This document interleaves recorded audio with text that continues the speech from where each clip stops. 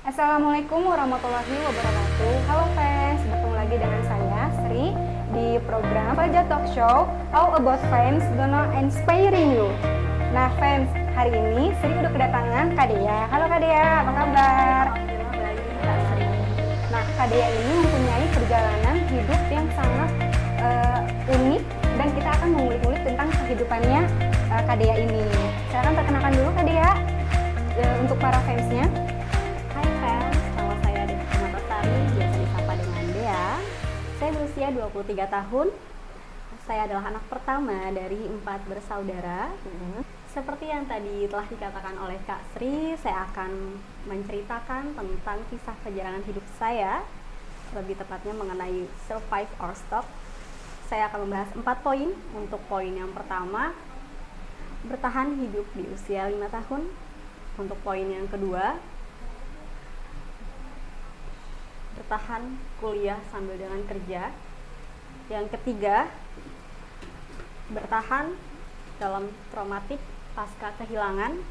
Yang keempat, bertahan menjadi tulang punggung ibu, anak, sekaligus kakak untuk adik-adik saya. Oh gitu ya Kak Dea, gitu ya. Wah kayaknya kehidupannya lebih seru ya. Gitu maksudnya kayaknya sampai kakak nih tadi nahan-nahan nangis gitu. Ya udah fans, kita bisa kulik-kulik tentang perjalanan hidup Kak Dea selama ini. Kak, kalau boleh tahu apa sih yang kakak yang bisa bikin kakak bertahan hidup di usia sejak umur 5 tahun? Itu kan kakak masih kecil banget ya. Kok kakak bisa sih mempunyai kisah yang luar biasa di umur yang cukup 5 tahun, itu masih kecil banget ya Kak? Ya benar Kak Sri. Oke. Semua itu saya selama ini bertahan karena orang tua saya pastinya.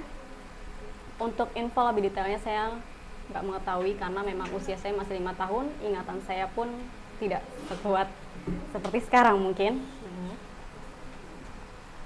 Pada di usia 5 tahun saya sakit cukup parah. Orang-orang bilang saya seperti zombie, seperti ular, enggak seperti yang fans lihat saat ini. Saya sangat bersyukur Tuhan memberikan kesempatan kedua saat ini. Dulu waktu sekolah saya bertanya-tanya dengan diri saya, kenapa Tuhan memberikan kesempatan kedua? Kenapa tidak diambil saja nyawa saya? Karena saya nggak mau merepotkan kedua orang tua saya. Saya mendapatkan jawabannya sekarang. Ternyata yang saya tahu bahwa saya harus menjadi penopang keluarga saya harus menjadi kekuatan dalam keluarga saya. Seperti itu Kak Sri. Oh seperti itu ya. Sabar ya Kak Dea. Kita maksudnya hidup itu kan memang banyak masalah, cobaan ya. Bagaimana kita cara ngadepinnya untuk menyelesaikan semua masalah dan cobaan di hidup ini. Oh iya Kak, kalau boleh tahu Kakak sekarang usianya berapa ya? Usia saya 23 tahun Kak Sri.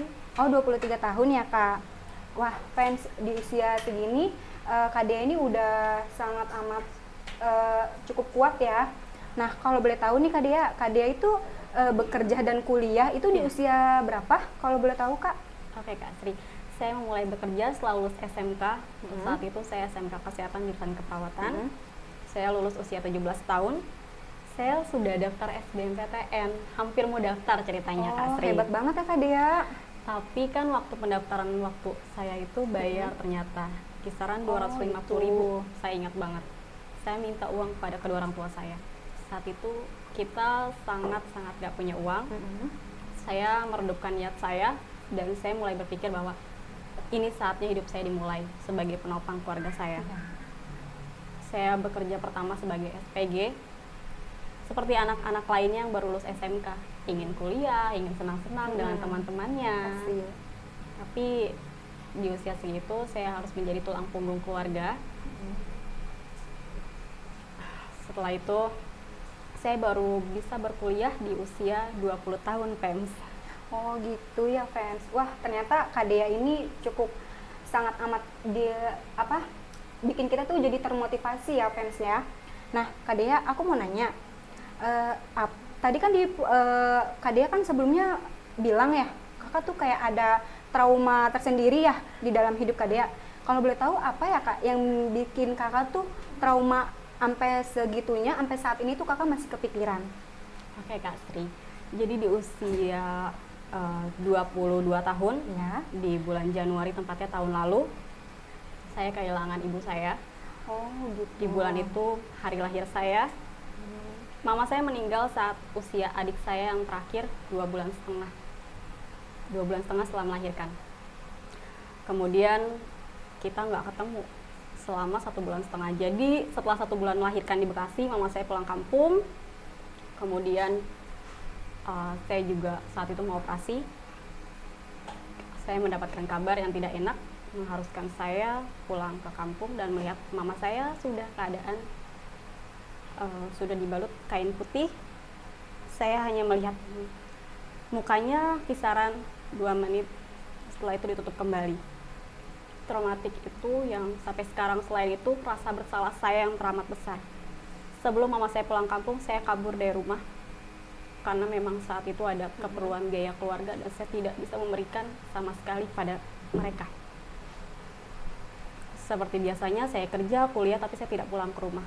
Saya pulang, orang tua saya atau ibu saya lebih tepatnya dengan adik saya yang bayi pulang kampung. 1 hari sebelum meninggal, kita sempat kabar-kabaran bahwa beliau ingin pulang katanya. Oh gitu. Mau nemenin saya di rumah sakit. Tapi nyatanya di malamnya beliau Allah berkehendak lain ya. Iya, betul. Ya. Wah fans, ternyata dari ceritanya Kak Dea ini sangat amat menyentuh hati kita ya, gitu. Dimana kita harus kehilangan seseorang, tapi di saat itu kita tuh lagi bener-bener berjuang untuk kehidupan kita juga, gitu. Pesan aku sih untuk para fans, apabila ada masalah, jangan pernah lari dari masalah tersebut, apapun itu alasannya. Sayangi orang tua kalian selagi masih ada, karena kita nggak akan pernah tahu entah umur kita atau orang tua kita sampai dengan kapan. Nah, Kak Dea, gimana sih caranya sampai saat ini tuh Kak Dea tuh bisa bertahan, maksudnya menjadi tulang punggung keluarga, bekerja juga, kuliah juga, menghidupi semua keluarganya juga. Gimana sih Kak? Saya selalu ingat kata-kata bahwa apabila kamu berhenti, berarti kamu kalah dengan keadaan. Dan saya ingin menjadi pemenang pastinya. Oh, gitu. Apabila saya berhenti, orang lain yang akan meneruskan perjuangan saya. Orang lain aja bisa, kenapa saya nggak bisa? Wah iya, benar sekali ya Kak Dea ya. Maka dari itu, Fems, Kak Sri, apa yang saya lakukan selama ini adalah demi keluarga. Saya ingin meningkatkan derajat ekonomi keluarga saya. Ya. Saya ingin bahwa untuk kedua orang tua saya tidak dipandang sebelah mata dengan orang lain. Untuk pesan keluarga saya, terima kasih sudah menghadirkan wanita hebat yang sudah menjadi role model saya selama 22 tahun. Untuk keluarga ayah saya, terima kasih sudah mensupport saya sejauh ini sampai dengan titik ini. Untuk para fans pastinya, yang tadi saya sudah katakan, jangan mudah menyerah, tetap bersemangat, jangan pernah berhenti, tetap bertahan. Kalian bisa. Oh gitu ya Kak Dea. Nah fans, alhamdulillah ya, perbincangan kita, saya dengan Kak Dea, jadi banyak banget pelajaran hidup yang kita ambil dari Kak Dea di masa sulit, di masa dari dia kecil harus bertahan hidup kayak gimana. Nah, kita di sini bisa ambil pembelajaran hidup, jadi kita tuh jadi termotivasi fans. Gimana sih kita harus selalu bersyukur, menjalani hidup, kita tuh harus menyelesaikan masalah, bukan malah lari dari masalah fans. Gitu ya Kak Dea ya? Ya, betul sekali. Fans, semoga kita bisa menjadi pribadi yang mau belajar, berkarya, dan berprestasi ya fans ya. Fajar Talk Show, all about fans, gonna inspire you. Wassalamualaikum warahmatullahi wabarakatuh.